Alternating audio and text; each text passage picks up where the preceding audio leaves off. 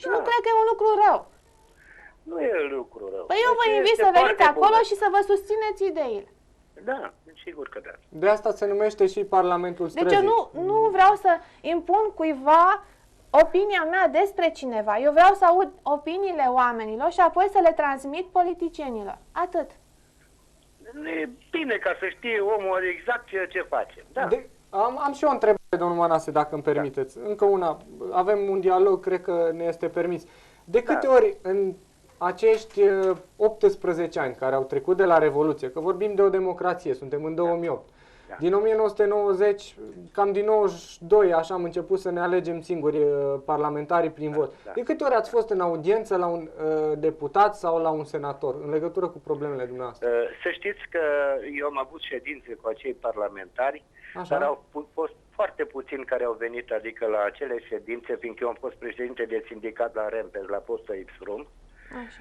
Și vă dați seama că am avut legături directe chiar cu ei, cu conducerea, cu prefectura, cu toate organele astea. Am avut ședințe, 3 partide, sindicat...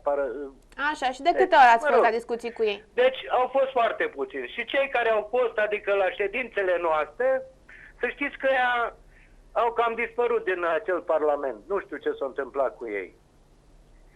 Au rămas tot ăia care ne-au dirijat așa cum au vrut ei. Pare normal? Păi nu mi se pare normal. Și atunci cum poți să coordonezi această opinie publică? Sau faptul că nu-ți place ceva, cum poți să-i faci, să le dai oamenilor șansa să spună, mă, gata, ajunge? Păi trebuie pus punctul ăsta pe ei. Cum? Păi foarte bine, nu vii la ședințe înseamnă că tu nu ești de-a nostru. Tu ești altă nație. Poate că ești venit în Germania, din Italia. Bun, dar ca să faci treaba aceasta, trebuie să aduni sau să dai posibilitatea oamenilor să se întâlnească într-un loc. Da, unde să găsească care sunt dorințele lor comune. Nu? Deci, da, este foarte adevărat că altfel nu se poate. Și omul este atâta de... Deci probabil că eu am o problemă legată de domnul Munteanu și consider că el nu face lucruri bune. Dar eu la acest Parlament al Străzii nu discut doar de Deva. În Craiova n-am discutat de Deva. Iar eu atâta vreau ca oamenii să vină, să se întâlnească, să vadă dacă au puncte comune pe care doresc să le susțină și apoi să găsim forma prin care să discutăm cu clasa politică. Atât. Probabil că ar trebui să-l lămurim în felul următor. Domnul Manase, vă plac politicienii noștri? Deci... Indiferent de culoarea lor. Nu vorbim de unii culori. uită de unde au plecat. Deci vă plac sau nu vă plac? Deci nu-mi plac. Nu vă deci plac. eu vă Ce spun, am faceți avut dumneavoastră director pentru... care mi-a fost deci nu mai îmi place. Ce faceți dumneavoastră Bar. pentru a-i sancționa? De exemplu, Pentru că în noiembrie vă cer directorul din nou meu. votul. Dar Domnul directorul Manase, era foarte bun. un moment. Cum puteți Dacă dumneavoastră să vă ministrul nu- spuneți opinia în fața lor? Da. Cum vă De asta spuneți? și vă spun ca să știe că ce îmi place și nu-mi place. Păi cum vă spuneți? Cum află Deci ei? acum, cred că domnul Barbu, cred că urmărește treaba asta. De exemplu, a fost directorul nostru la Ipsrum. Așa, ce știți de domnul Barbu? Deci De am bune dat și de exemplu rele. deja, nu? Poftim? Dar am dat exemplu în cazul ăsta. Nu, n-am înțeles ce ați spus. Vă rog să repetați. Deci, Barbu Da? Așa. a fost directorul meu la Ipsrum. Da? Da? A ajuns în Parlament, da? Ce a făcut pentru oameni? Pentru pensionari, de exemplu? Nimic. Cum puteți Dar să-l nebunii întrebați cu- ce a făcut pentru oameni? Deci, în loc să dea pensie ca lumea la oameni, a dat ceva, nimic. Când a fost ministrul muncii. Dar vă mai spun ceva, domnul Barbu, cred că eram mai mic atunci, nu țin minte exact, dar cred că a fost și președintele Consiliului Județean. Corect. Când a fost președintele Consiliului Județean, v-a plăcut ce a Prima făcut? dată acolo a fost. V-a plăcut? Deci, nu știu, atunci când a fost președinte, dar Așa. era mai bun ca director la firmă. Bun. Că nu se Acum vă distrugea pun o firma. altă întrebare. Noastră sunteți un pic supărat pe dânsul pentru pensiile date oamenilor, da? Exact. Cum vă Dar adresați cred că nu s-a lui? ținut de cuvânt, nu de altceva. Cum vă adresați lui? Păi cum să mai mă adresez? Eu m-am adresat întotdeauna când l-am întâlnit, eu discut cu el și pe stradă. Bun, discutați. Dar care a fost efectul discuțiilor dumneavoastră? E, asta este. Că N-a prea fost, nu? Da. Pentru că una este să-i spui, măi, domn director, sau cum vorbiți noastră cu domnul Barbu, puteai să dai și 5 lei în plus și el să zică da, și nici măcar să nu-și amintească de dumneavoastră. Și alta este, într-o formă organizată, având o personalitate juridică, să depui o cerere scrisă și să aștepți un răspuns.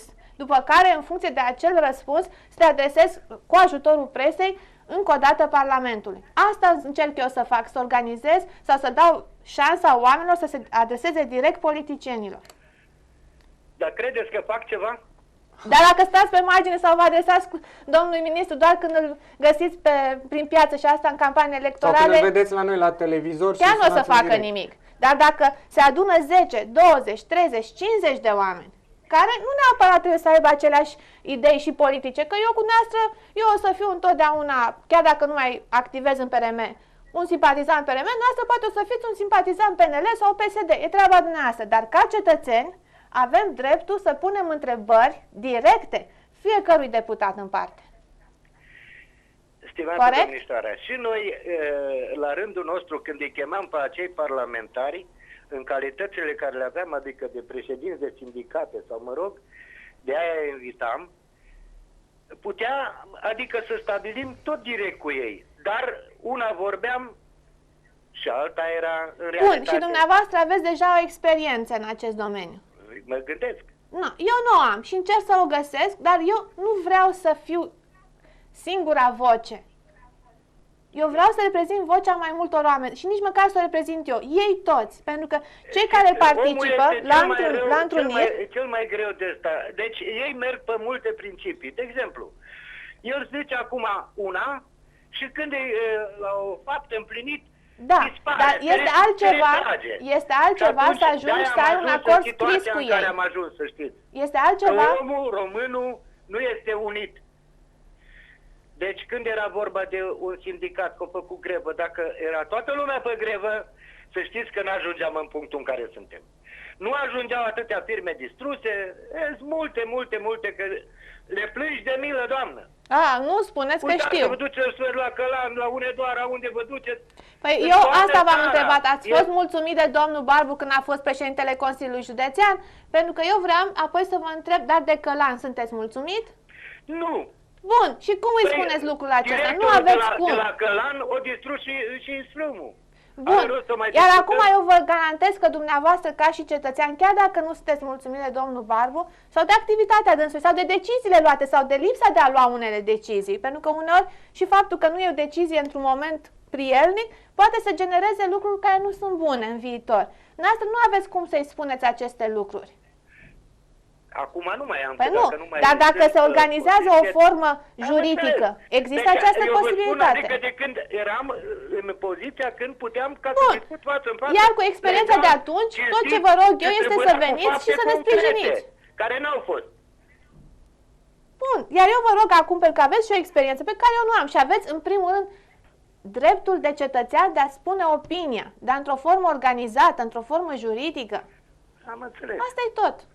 Eu în continuare o să susțin că domnul primar Munteanu a făcut investiții inoportune. Nu spun altceva.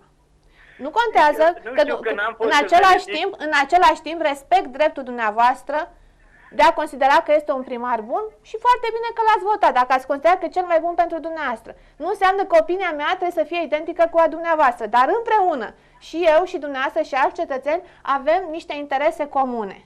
Și primul interes este acela de a-i forma politicianului român bunul obicei de a răspunde întrebărilor și doleanțelor poporului. Pentru că după ce este ales deputat sau ceva, să știți că uită să fie așa prea atent la cetățeni.